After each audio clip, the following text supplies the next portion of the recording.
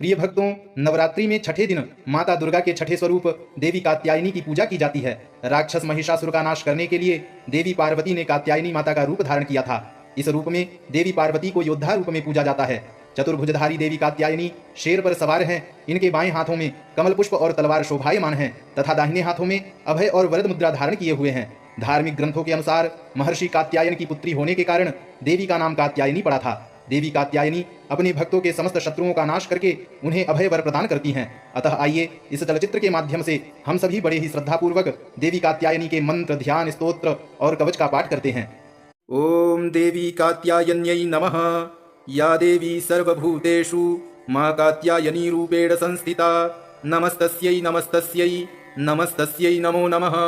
चंद्रहासोज्ज्वलकरा शार्दूलवरवाहना कात्यायनी शुभं दद्यात् देवी दानवघातिनी। वंदे वाञ्छितमनोरथार्थ चंद्रार्धकृतशेखरां सिंहारूढ़ा चतुर्भुजा कात्यायनी यशस्विनीं। स्वर्णवर्णा आज्ञाचक्र स्थितां षष्ठं दुर्गा त्रिनेत्रां वराभीतकरां शगपदधरां कात्यायनसुतां भजामि।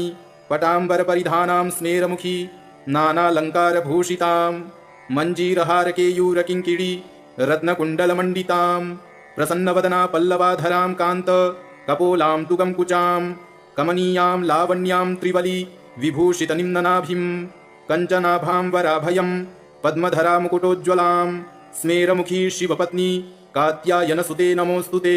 पटाम्बरपरिधानां नानालङ्कारभूषितां सिंहस्थितां पद्महस्तां कात्यायनसुते नमोऽस्तुते।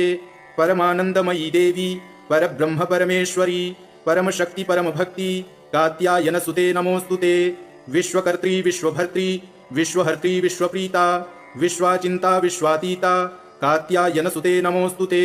काम्बीजा कां जपानन्द कां बीज जपतोषिते कां बीज जपदासक्ता कां संतुता कामकारहर्षिणी कां धनदाधनमासना कां बीज जपकारिणी कां बीज तपमानसा कामकारिणी कां मंत्र पूजिता कां बीजधारिणी कां कीं कूं कैं कः ठः छः स्वाहा रूपिणी कात्यायनौ मुखं पातु कां स्वाहा स्वरूपिणी। ललाटे विजया पातु मालिनी नित्यसुन्दरी कल्याणी हृदयं पातु जया भगमालिनी। या देवी सर्वभूतेषु मां कात्यायनी रूपेण संस्थिता। नमस्तस्यै नमस्तस्यै नमस्तस्यै नमो नमः। चंद्रहासोज्ज्वलकरा शार्दूलवरवाहना कात्यायनी शुभं दद्यात् देवी दानवघातिनी। वंदे वाञ्छितमनोरथार्थ चंद्रार्धकृतशेखरां सिंहारूढ़ा चतुर्भुजा कात्यायनी यशस्विनीं।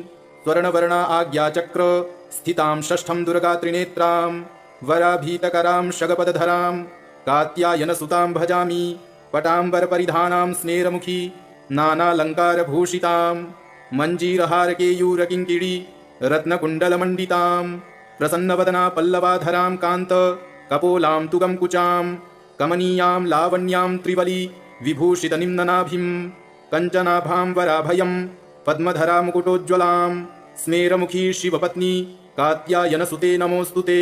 पटाम्बरपरिधानां नानालङ्कारभूषितां सिंहस्थितां पद्महस्तां कात्यायनसुते नमोऽस्तुते। परमानन्दमयी देवी परब्रह्म परमेश्वरी परमशक्ति परमभक्ति कात्यायनसुते नमोऽस्तुते। विश्वकर्त्री विश्वभर्त्री विश्वहर्त्री विश्वप्रीता विश्वाचिन्ता विश्वातीता कात्यायनसुते नमोऽस्तुते। काम्बीजा कां जपानन्द कां बीज जपतोषिते कां बीज जपदासक्ता कां संतुता कामकारहर्षिणी कां धनदाधनमासना कां बीज जपकारिणी कां बीज तपमानसा कामकारिणी कां मंत्र पूजिता कां बीजधारिणी कां कीं कूं कैं कः ठः छः स्वाहा रूपिणी कात्यायनौ मुखं पातु कां स्वाहा स्वरूपिणी। ललाटे विजया पातु मालिनी नित्यसुन्दरी कल्याणी हृदयं पातु जया भगमालिनी। या देवी सर्वभूतेषु मां कात्यायनी रूपेण संस्थिता। नमस्तस्यै नमस्तस्यै नमस्तस्यै नमो नमः। चंद्रहासोज्ज्वलकरा शार्दूलवरवाहना कात्यायनी शुभं दद्यात् देवी दानवघातिनी। वंदे वाञ्छितमनोरथार्थ चंद्रार्धकृतशेखरां सिंहारूढ़ा चतुर्भुजा कात्यायनी यशस्विनीं। स्वर्णवर्णा आज्ञाचक्र स्थितां षष्ठं दुर्गा त्रिनेत्रां वराभीतकरां शगपदधरां कात्यायनसुतां भजामि पटाम्बरपरिधानां स्मेरमुखी नानालङ्कारभूषितां मञ्जीरहारकेयूरकिङ्किणी रत्नकुण्डलमण्डितां प्रसन्नवदना पल्लवाधरां कान्त कपोलां तुगंकुचां कमनीयां लावण्यां त्रिवली विभूषितनिम्ननाभिं कञ्चनाभां वराभयं पद्मधरा मुकुटोज्ज्वलां स्मेरमुखी शिवपत्नी कात्यायनसुते नमोऽस्तुते पटाम्बरपरिधानां नानालङ्कारभूषितां सिंहस्थितां पद्महस्तां कात्यायनसुते नमोऽस्तुते परमानन्दमयी देवी परब्रह्म परमेश्वरी परमशक्ति परमभक्ति कात्यायनसुते नमोऽस्तुते विश्वकर्त्री विश्वभर्त्री विश्वहर्त्री विश्वप्रीता विश्वाचिन्ता विश्वातीता कात्यायनसुते नमोऽस्तुते काम्बीजा कामजपानन्द काम्बीज जपतोषिते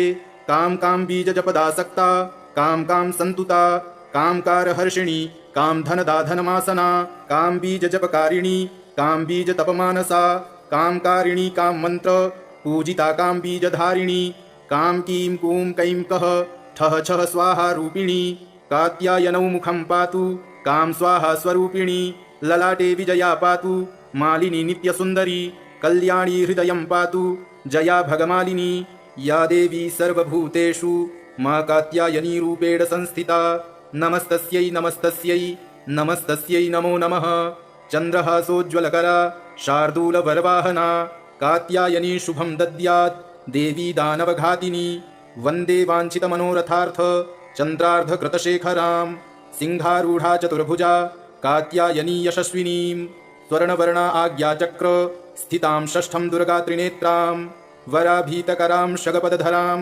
कात्यायनसुतां भजामि पटाम्बरपरिधानां स्मेरमुखी नानालङ्कारभूषितां मञ्जीरहारकेयूरकिङ्किणी रत्नकुण्डलमण्डितां प्रसन्नवदना पल्लवाधरां कान्त कपोलां तुगंकुचां कमनीयां लावण्यां त्रिवली विभूषितनिम्ननाभिं कञ्चनाभां वराभयं पद्मधरा मुकुटोज्ज्वलां स्मेरमुखी शिवपत्नी कात्यायनसुते नमोऽस्तुते पटाम्बरपरिधानां नानालङ्कारभूषितां सिंहस्थितां पद्महस्तां कात्यायनसुते नमोऽस्तुते परमानन्दमयी देवी परब्रह्म परमेश्वरी परमशक्ति परमभक्ति कात्यायनसुते नमोऽस्तुते विश्वकर्त्री विश्वभर्त्री विश्वहर्त्री विश्वप्रीता विश्वाचिन्ता विश्वातीता कात्यायनसुते नमोऽस्तुते काम्बीजा कामजपानन्द काम्बीज जपतोषिते काम्बीज जपदासक्ता काम संतुता कामकारहर्षिणी कामधनदाधनमासना काम्बीज जपकारिणी काम्बीज तपमानसा कामकारिणी काममन्त्र पूजिता काम्बीजधारिणी काम कीं कूं कैं कः ठः छः स्वाहा रूपिणी कात्यायनौ मुखं पातु काम स्वाहा स्वरूपिणी ललाटे विजया पातु मालिनी नित्यसुन्दरी कल्याणी हृदयं पातु जया भगमालिनी या देवी सर्वभूतेषु मा कात्यायनी रूपेण संस्थिता नमस्तस्यै नमस्तस्यै नमस्तस्यै नमो नमः चन्द्रहासोज्ज्वलकरा शार्दूलवरवाहना कात्यायनी शुभं दद्यात् देवी दानवघातिनी वन्दे वाञ्छितमनोरथार्थ चन्द्रार्धकृतशेखरां सिंहारूढा चतुर्भुजा कात्यायनी यशस्विनीं स्वर्णवर्णा आज्ञाचक्र स्थितां षष्ठं दुर्गा त्रिनेत्रां वराभीतकरां शगपदधरां कात्यायनसुतां भजामि पटाम्बरपरिधानां स्मेरमुखी नानालङ्कारभूषितां मञ्जीरहारकेयूरकिङ्किणी रत्नकुण्डलमण्डितां प्रसन्नवदना पल्लवाधरां कान्त कपोलां तुगंकुचां कमनीयां लावण्यां त्रिवली विभूषितनिम्ननाभिं कञ्चनाभां वराभयं पद्मधरा मुकुटोज्ज्वलां स्मेरमुखी शिवपत्नी कात्यायनसुते नमोऽस्तुते पटाम्बरपरिधानां नानालङ्कारभूषितां सिंहस्थितां पद्महस्तां कात्यायनसुते नमोऽस्तुते परमानन्दमयी देवी परब्रह्म परमेश्वरी परमशक्ति परमभक्ति कात्यायनसुते नमोऽस्तुते विश्वकर्त्री विश्वभर्त्री विश्वहर्त्री विश्वप्रीता विश्वाचिन्ता विश्वातीता कात्यायनसुते नमोऽस्तुते काम्बीजा कामजपानन्द काम्बीज जपतोषिते काम्बीज जपदासक्ता काम संतुता कामकारहर्षिणी कामधनदाधनमासना काम्बीज जपकारिणी काम्बीज तपमानसा कामकारिणी काममन्त्र पूजिता काम्बीजधारिणी कां कीं कूं कैं कः ठः छः स्वाहा रूपिणी कात्यायनौ मुखं पातु कां स्वाहा स्वरूपिणी ललाटे विजया पातु मालिनी नित्यसुन्दरी कल्याणी हृदयं पातु जया भगमालिनी या देवी सर्वभूतेषु मा कात्यायनी रूपेण संस्थिता नमस्तस्यै नमस्तस्यै नमस्तस्यै नमो नमः। चन्द्रहासोज्ज्वलकरा शार्दूलवरवाहना कात्यायनी शुभं दद्यात् देवी दानवघातिनी वन्दे वाञ्छितमनोरथार्थ चन्द्रार्धकृतशेखरां सिंहारूढा चतुर्भुजा कात्यायनी यशस्विनीं स्वर्णवर्णा आज्ञाचक्र स्थितां षष्ठं दुर्गा त्रिनेत्रां वराभीतकरां शगपदधरां कात्यायनसुतां भजामि पटाम्बरपरिधानां स्नेरमुखी नानालङ्कारभूषितां मञ्जीरहारकेयूरकिङ्किणी रत्नकुण्डलमण्डितां प्रसन्नवदना पल्लवाधरां कान्त कपोलां तुगंकुचां कमनीयां लावण्यां त्रिवली विभूषितनिम्ननाभिं कञ्चनाभां वराभयं पद्मधरा मुकुटोज्ज्वलां स्मेरमुखी शिवपत्नी कात्यायनसुते नमोऽस्तुते पटाम्बरपरिधानां नानालङ्कारभूषितां सिंहस्थितां पद्महस्तां कात्यायनसुते नमोऽस्तुते परमानन्दमयी देवी परब्रह्म परमेश्वरी परमशक्ति परमभक्ति कात्यायनसुते नमोऽस्तुते विश्वकर्त्री विश्वभर्त्री विश्वहर्त्री विश्वप्रीता विश्वाचिन्ता विश्वातीता कात्यायनसुते नमोऽस्तुते कां बीजा कां जपानन्द कां बीज जपतोषिते कां बीज जपदासक्ता कां सन्तुता कां कारहर्षिणी कां धनदाधनमासना कां बीज जपकारिणी कां बीज तपमानसा कां कारिणी कां मंत्र पूजिता कां बीजधारिणी कां कीं कूं कैं कः ठः छः स्वाहा रूपिणी कात्यायनौ मुखं पातु कां स्वाहा स्वरूपिणी ललाटे विजया पातु मालिनी नित्यसुन्दरी कल्याणी हृदयं पातु जया भगमालिनी या देवी सर्वभूतेषु मा कात्यायनी रूपेण संस्थिता नमस्तस्यै नमस्तस्यै नमस्तस्यै नमो नमः। चन्द्रहासोज्ज्वलकरा शार्दूलवरवाहना कात्यायनी शुभं दद्यात् देवी दानवघातिनी वन्दे वाञ्छितमनोरथार्थ चन्द्रार्धकृतशेखरां सिंहारूढा चतुर्भुजा कात्यायनी यशस्विनीं स्वर्णवर्णा आज्ञाचक्र स्थितां षष्ठं दुर्गा त्रिनेत्रां वराभीतकरां शगपदधरां कात्यायनसुतां भजामि पटाम्बरपरिधानां स्नेरमुखी नानालङ्कारभूषितां मञ्जीरहारकेयूरकिङ्किणी रत्नकुण्डलमण्डितां प्रसन्नवदना पल्लवाधरां कान्त कपोलां तुगंकुचां कमनीयां लावण्यां त्रिवली विभूषितनिम्ननाभिं कञ्चनाभां वराभयं पद्मधरा मुकुटोज्ज्वलां स्मेरमुखी शिवपत्नी कात्यायनसुते नमोऽस्तुते पटाम्बरपरिधानां नानालङ्कारभूषितां सिंहस्थितां पद्महस्तां कात्यायनसुते नमोऽस्तुते परमानन्दमयी देवी परब्रह्म परमेश्वरी परमशक्ति परमभक्ति कात्यायनसुते नमोऽस्तुते विश्वकर्त्री विश्वभर्त्री विश्वहर्त्री विश्वप्रीता विश्वाचिन्ता विश्वातीता कात्यायनसुते नमोऽस्तुते कां बीजा कां जपानन्द कां बीज जपतोषिते कां बीज जपदासक्ता कां सन्तुता कां कारहर्षिणी कां धनदाधनमासना कां बीज जपकारिणी कां बीज तपमानसा कां कारिणी कां मंत्र पूजिता कां बीजधारिणी कां कीं कूं कैं कः ठः छः स्वाहा रूपिणी कात्यायनौ मुखं पातु कां स्वाहा स्वरूपिणी ललाटे विजया पातु मालिनी नित्यसुन्दरी कल्याणी हृदयं पातु जया भगमालिनी या देवी सर्वभूतेषु मा कात्यायनी रूपेण संस्थिता नमस्तस्यै नमस्तस्यै नमस्तस्यै नमो नमः।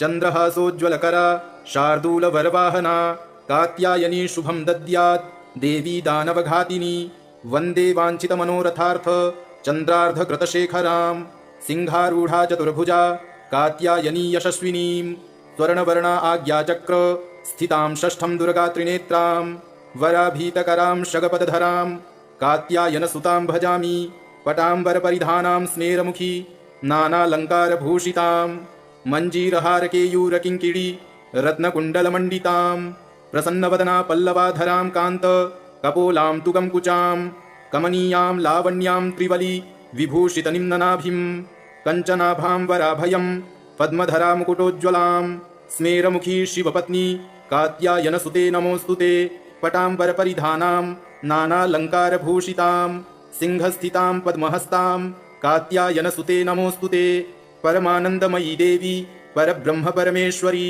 परमशक्ति परमभक्ति कात्यायनसुते नमोऽस्तुते विश्वकर्त्री विश्वभर्त्री विश्वहर्त्री विश्वप्रीता विश्वाचिन्ता विश्वातीता कात्यायनसुते नमोऽस्तुते कामबीजा कामजपानन्द कामबीज जपतोषिते काम बीज जपदासक्ता काम संतुता कामकारहर्षिणी कामधनदा धनमासना कामबीज जपकारिणी कामबीज तपमानसा कामकारिणी काममन्त्र पूजिता कामबीजधारिणी काम कीं कूं कैं कः ठः छः स्वाहा रूपिणी कात्यायनौ मुखं पातु काम स्वाहा स्वरूपिणी ललाटे विजया पातु मालिनी नित्यसुन्दरी कल्याणी हृदयं पातु जया भगमालिनी इति श्रीदेवी कात्यायनी स्तोत्रम् एवं कवचं सम्पूर्णम्।